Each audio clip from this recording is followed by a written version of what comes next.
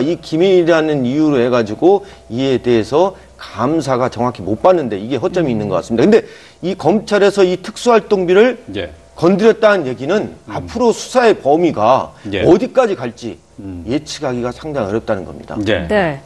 자, 두 전직 비서관은 사실 그동안 다른 일로 재판을 받아왔습니다. 이제 불구속 상태에서 재판을 받아왔는데 그 재판 내용은 국회 증언감정법 위반 이걸로 좀 재판을 받았는데 다른 걸로 좀 체포가 된 거예요. 그 위증죄로 재판이 되고 있지만 만약에 이 체포된 범죄 사실로 여러 가지 증거가 확보돼서 기소할 수 있다고 한다면 추가 기소될 가능성이 적지 않고요. 말씀하신 대로 이게 정말 뇌물의 성격을 가진 뇌물을 받은 거다 그런 말씀드린 것처럼 집행유예가 불가능한 그 형량으로 규정되어 있는 특가법의 뇌물로 처벌될 수 있기 때문에 구속영장이 발부될 가능성도 있습니다.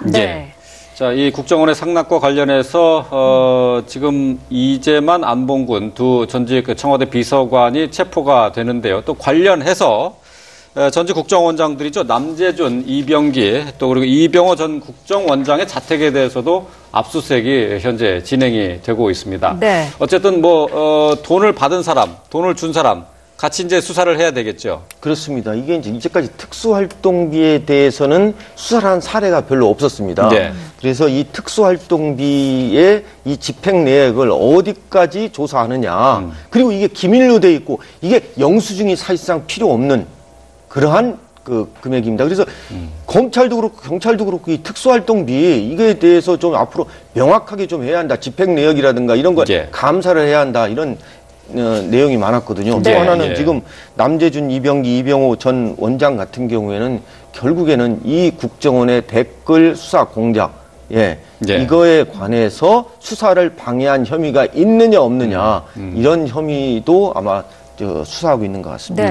이들 관련자들뿐만 아니라 조윤선 전 장관에 대한 자택도 압수수색을 진행 중이라고 하는데 조윤선 전 장관은 왜 압수수색하는 건가요? 화이트리스트 관련해가지고 조윤선 전 장관도 개입한 부분들이 있다. 이런 과정 중의 일환으로 보이고요.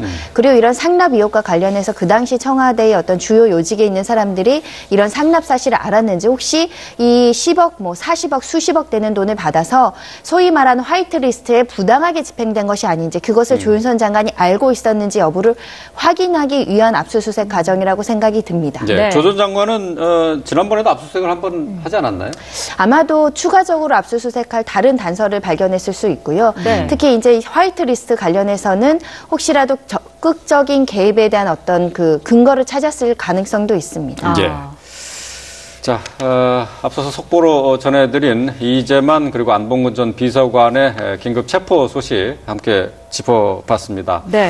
자, 계속해서 어제 있었던 사고 짚어보도록 하겠습니다. 자, 많은 분들의 사랑을 받는 배우죠. 김주혁 씨가 갑작스럽게 교통사고로 숨졌습니다. 자, 지금 어제 사고 경위에 대해서도 여러 가지 의문점들이 많은 상황인데요.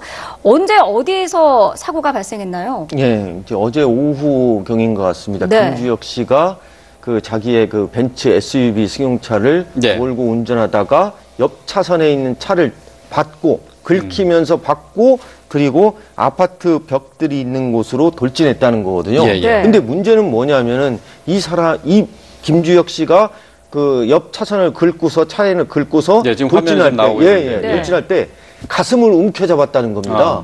그럼 왜 이 사람이 가슴을 움켜잡았을까? 그 원인이 무엇인가? 그리고 그 원인이 이 사고에 어떤 인과관계가 있는지 여부에 대해서 아마 경찰에서 부검을 할 것 같습니다. 자, 지금 화면을 통해서 지금 계속 반복해서 보여드리고 있습니다만은 좀 사고가 석연치 않은 것들이 좀 많이 있어요. 갑자기 속도를 줄이는 듯 하다가 갑자기 튕겨져 나가듯이 지금 차에 옆부분을 조수석 쪽을 이제 들이받습니다. 갑자기 들이받고 앞으로 튕겨져 나가는데 말이죠.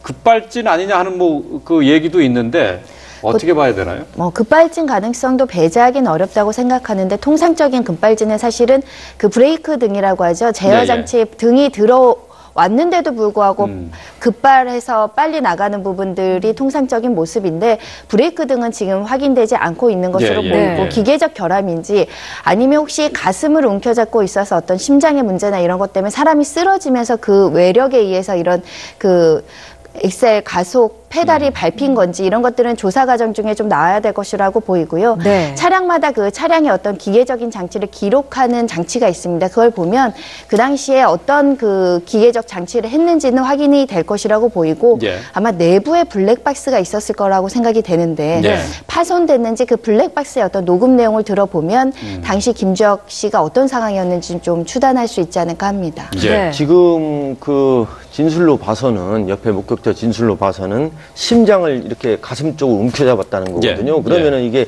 심근경색이 원인이 될 수가 있다. 네. 문제는 뭐냐면 이 심근경색이 그 전부터 이 김주혁 씨가 앓고 있었던 거냐. 그러니까 예. 심근경색의 원인이 된 동맥경화라든가 혈관장애라든가 이러한 것이 있었는지 아마 국민건강보험단이나 그런 데서 진료 예. 기록 내역을 보면 알 수 있을 것 같습니다. 예. 근데 가족들은 예, 예. 김주혁 씨가 특별히 심장에 이상이 갈 만한 그런 뭐 징후는 없었다. 뭐 건강했었다라고 이렇게 얘기를 하고 있거든요. 예, 예. 그런데 이제 부검을 해보면은 과연 그 김주혁 씨 심장에 아니면 혈관에 예. 예, 무슨 문제가 있었는지를 알 수 있을 것 같습니다. 예. 제가 네. 제 생각에는 그러면은 사람 또 심근경색이라는 게 갑자기 찾아올 수도 있거든요. 물론 그렇죠. 예. 예, 예. 그러면은 어떻게 되겠습니까? 갑자기 오면은 사람이 정신을 잃게 되거나 하면은 이 조작을 핸들 조작을 하기가 어려운 경우도 있거든요. 그래서 네. 정확한 그 이 사고 원인 또 사망 원인은 부검을 통해서 한번 알아봐야 되고 또 차량에 대해서 지금 말씀하신 손 변호사 말씀에 결함이 있는지 국과수의 차량 또 검사도 한번 해봐야 되고 예. CCTV 앞으로 다양한 수사를 많이 해봐야 할 것 같습니다. 예. 네. 건강 문제로 그렇다면은 김주혁 씨가 이미 운전을 하기 힘든 상태였다라는 거를 추측해 볼 수가 있겠군요. 통제불능 상태에 있었다고 하면 저 상황이 이해가 되죠. 정신적으로 어떤 통제 능력이 있는 상황에서 저렇게 돌진하기는 쉽지 않지 않습니까? 네. 특히 브레이크를 한 번도 잡지 않고 돌진한 부분은 기계적 결함 아니면 사실 건강상의 문제로 그 당시에 의식을 잃었거나 네. 통제할 수 없는 건강 상태였다라는 추론밖에 가능하지 않고요. 많은 사람들이 조금 안타까워하는 것은 급성 심근경색이나 이런 것들 좀 어르신들 좀 날씨가 춥고 일교차가 크다 보니까 저항력이나 면역력이 안 좋은 이 시기에 발생할 수는 있는데 네. 이 김주혁 씨처럼 정말 건강하고 지병도 없었고 이런 분이 이런 급성 심근경색으로 이런 사고가 났을까 좀 이해되지도 않고 믿고 싶지도 않고 여러 가지 네. 안타까운 마음을 전하는 분들이 많습니다. 네. 자, 뭐 갑작스런 사고였기 때문에 많은 분들이 지금 애도하고 있고 특히 영화계, 연예계에서 애도의 물결이 이어지고 있습니다. 얼마 전에 그 김주혁 씨 같은 경우는 나무 조연상을 수상하기도 했었는데 말이죠. 예. 지금 한창 이제 연기에 어떤 그 물이 올랐다고 할까요? 뭐 하여튼 여러 가지로 이제 팬들의 사랑을 받고 있는 상태에서 벌어진 사건이라서 안타까움이 더 큽니다. 저는 김주혁 씨 하면 그 아버지 김무생 예, 선생님을 예. 생각하게 되고 그분도 암으로 아마 돌아가셨을 것 같은데 김주혁 씨가 주로 로맨틱 코미디에 아주 재능을 많이 보여가지고 지금 말씀하신 대로 20년 만에 그 상을 받았다고 하거든요. 예, 예. 그래서 결국에는 지금 이 상은 하늘에 계신 그러니까 일찍 돌아가신 고인 되신 그 김무생 씨와 또 그 부모님이 주시는 것 같다. 감사드린다. 예. 아직 결혼을 안 했고 네. 또 결혼을 이번에 약속한 그 사람도 있었는데 예, 예. 참 안타깝습니다. 그렇죠. 예. 그 공개 연애로 그 배우 이유영 씨와 이제 그 화제를 모으기도 했었는데 말이죠. 그래서 더 안타까움이 더 큰 것 같습니다. 저희도 좋아하는 팬들 입장으로서는 이 소식을 보고 어머 이게 사실이야 믿겨지지 않아 황망한 마음이 많이 들었는데 네. 연인이야말로 뭐 정신적 충격은 뭐 말할 수도 없을 예. 충격을 받았을 것이라고 생각이 들고 지금 순간에도 정말 이런 일이 일어났을까라고 생각할 정도로 굉장히 슬퍼하고 있을 것이라고 생각이 들고요. 네. 아마도 그 연인뿐만 아니라 같이 작업을 했던 스태프들, 연기자들, 영화 배우들 지금 굉장히 슬퍼하고 애도하고 있고요. 예. 많은 사람들이 이렇게 우리한테 즐거움을 주고 행복을 주고 특히 아까 상 받은 작품이 공조인데 이렇게 연기자라는 배우가 이렇게 황망한 죽음을 맞게 돼서 사실은 뭐 인생에 대해서 뭐 더덥다 말씀하시는 분들도 있는데 안타까운 사고입니다. 예. 네. 자, 그렇다면 지금 이 사고와 관련해서 경찰의 조사가 어느 부분이 좀 이루어져야 될까요? 부검 지금 예. 부검이 이거 김주혁 씨가 과연 가슴을 움켜줬는데 이 원인이 뭔가 심근경색의 원인이 뭐냐 또 그 전부터 있었는지 예. 아니면은 갑자기 급성으로 온 건지 네. 부검을 통해서 확인을 해봐야 할 것 같습니다. 예, 네. 알겠습니다. 자, 경찰의 그 부검 결과를 좀 기다려 봐야지 김지혁 씨 사망 사건과 관련해서 좀 더 정확한 원인 조사가 될 수 있을 것 같습니다. 네. 자, 앞서서 저희가 속보로 전해드린 부분을 조금 더 자세히 좀 짚어보도록 하겠습니다.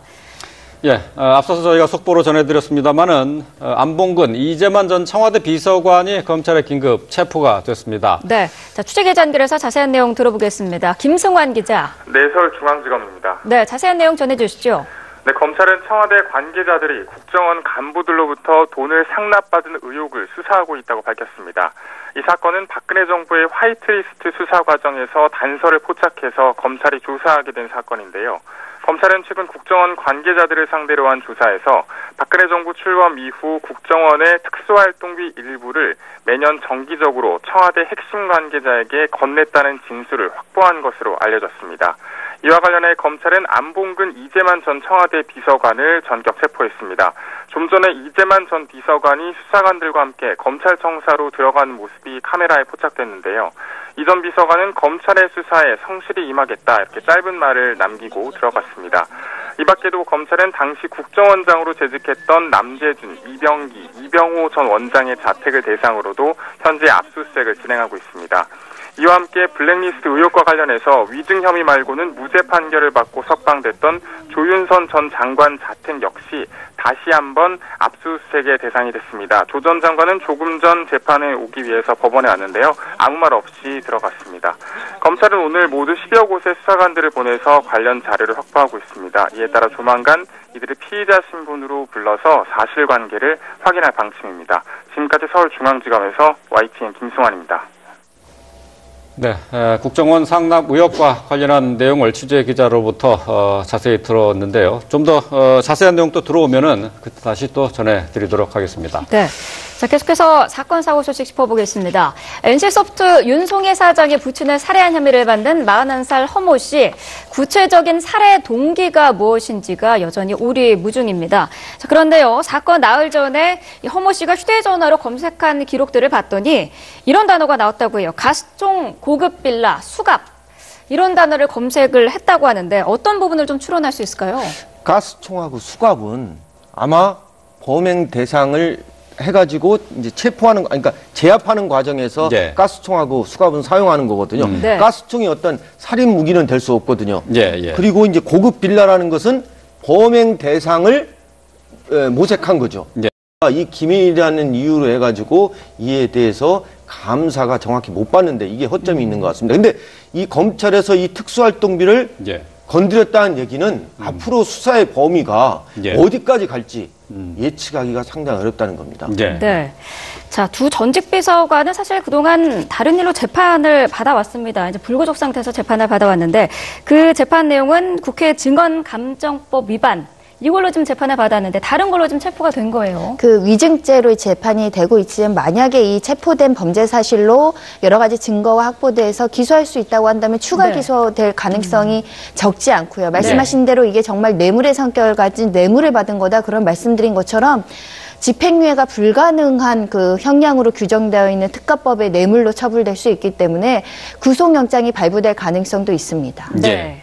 자, 이 국정원의 상납과 관련해서 지금 이재만, 안봉근 두 전직 청와대 비서관이 체포가 되는데요. 또 관련해서 전직 국정원장들이죠. 남재준, 이병기, 또 그리고 이병호 전 국정원장의 자택에 대해서도 압수수색이 현재 진행이 되고 있습니다. 네. 어쨌든 돈을 받은 사람, 돈을 준 사람 같이 이제 수사를 해야 되겠죠. 그렇습니다. 이게 이제 수색을 한번 하지 않았나요?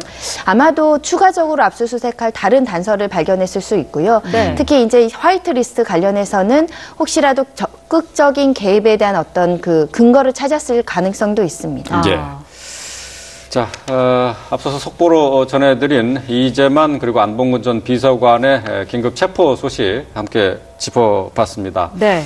자, 계속해서 어제 있었던 사고 짚어보도록 하겠습니다. 네. 자, 많은 분들의 사랑을 받는 배우죠. 네. 김주혁 씨가 갑작스럽게 교통사고로 숨졌습니다. 네. 자, 지금 어제 사고 경위에 대해서도 여러 가지 의문점들이 많은 상황인데요. 언제 어디에서 사고가 발생했나요? 예, 이제 어제 오후경인 것 같습니다. 네. 김주혁 씨가 그 자기의 그 벤츠 SUV 승용차를 네. 몰고 운전하다가 옆 차선에 있는 차를 받고 긁히면서 받고 그리고 아파트 벽들이 있는 곳으로 돌진했다는 거거든요. 예, 예. 근데 문제는 뭐냐면은 이 김주혁 씨가 그 옆 차선을 긁고서 차에는 긁고서 예, 지금 화면에 돌진할 좀 나오고 때, 있는데. 네. 돌진할 때 가슴을 움켜잡았다는 겁니다. 예. 그럼 왜 이 사람이 가슴을 움켜잡았을까? 그 원인이 무엇인가? 그리고 그 원인이 이제까지 특수활동비에 대해서는 수사를 한 사례가 별로 없었습니다. 네. 그래서 이 특수활동비의 이 집행 내역을 어디까지 조사하느냐. 그리고 이게 기밀로 돼 있고 이게 영수증이 사실상 필요 없는 그러한 그 금액입니다. 그래서 검찰도 그렇고 경찰도 그렇고 이 특수활동비 이거에 대해서 좀 앞으로 명확하게 좀 해야 한다. 집행 내역이라든가 이런 걸 예. 감사를 해야 한다. 이런 내용이 많았거든요. 네. 또 하나는 예. 지금 남재준, 이병기, 이병호 전 원장 같은 경우에는 결국에는 이 국정원의 댓글 수사 공작, 예, 이거에 관해서 수사를 방해한 혐의가 있느냐 없느냐 이런 혐의도 아마 수사하고 있는 것 같습니다. 네. 예. 이들 관련자들뿐만 아니라 조윤선 전 장관에 대한 자택도 압수수색을 진행 중이라고 하는데 조윤선 전 장관은 왜 압수수색하는 건가요? 화이트리스트 관련해가지고 조윤선 전 장관도 개입한 부분들이 있다. 이런 네. 과정 중의 일환으로 보이고요. 그리고 이런 상납 의혹과 관련해서 그 당시 청와대의 어떤 주요 요직에 있는 사람들이 이런 상납 사실을 알았는지 혹시 이 10억, 40억, 수십억 되는 돈을 받아서 소위 말하는 화이트리스트에 부당하게 집행된 것이 아닌지 그것을 조윤선 장관이 알고 있었는지 여부를 확인하기 위한 압수수색 과정이라고 생각이 듭니다. 네. 네. 조 전 장관은 지난번에도 이 사고에 어떤 인과관계가 있는지 여부에 대해서 아마 경찰에서 부검을 할 것 같습니다. 예. 네. 자, 지금 화면을 통해서 좀 계속 반복해서 보여드리고 있습니다만은 좀 사고가 석연치 않은 것들이 좀 많이 있어요. 갑자기 속도를 줄이는 듯 하다가 갑자기 튕겨져 나가듯이 지금 차에 옆부분을 조수석 쪽을 이제 들이받습니다. 예. 갑자기 들이받고 앞으로 튕겨져 나가는데 말이죠.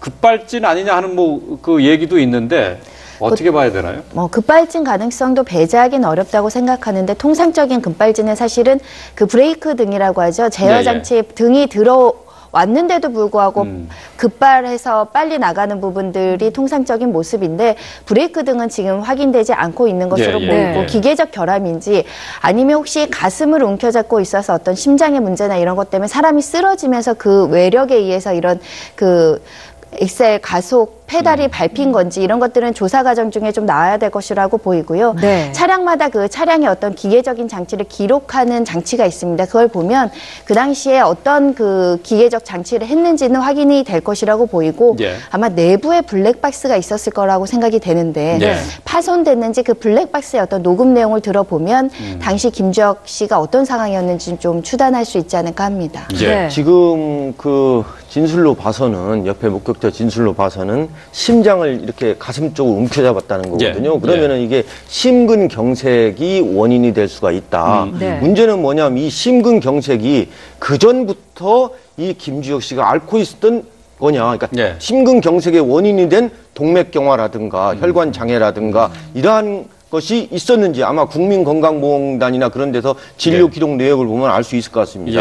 그런데 가족들은 김주혁 씨가 특별히 심장에 이상이 갈 만한 그런 징후는 없었다. 건강했었다라고 이렇게 얘기를 하고 있거든요. 그런데 이제 부검을 해보면은 과연 그 김주혁 씨 심장에 아니면 혈관에 무슨 문제가 있었는지를 알 수 있을 것 같습니다. 제가 제 생각에는 그러면은 사람 또 심근경색이라는 게 갑자기 찾아올 수도 있거든요. 물론 그렇죠.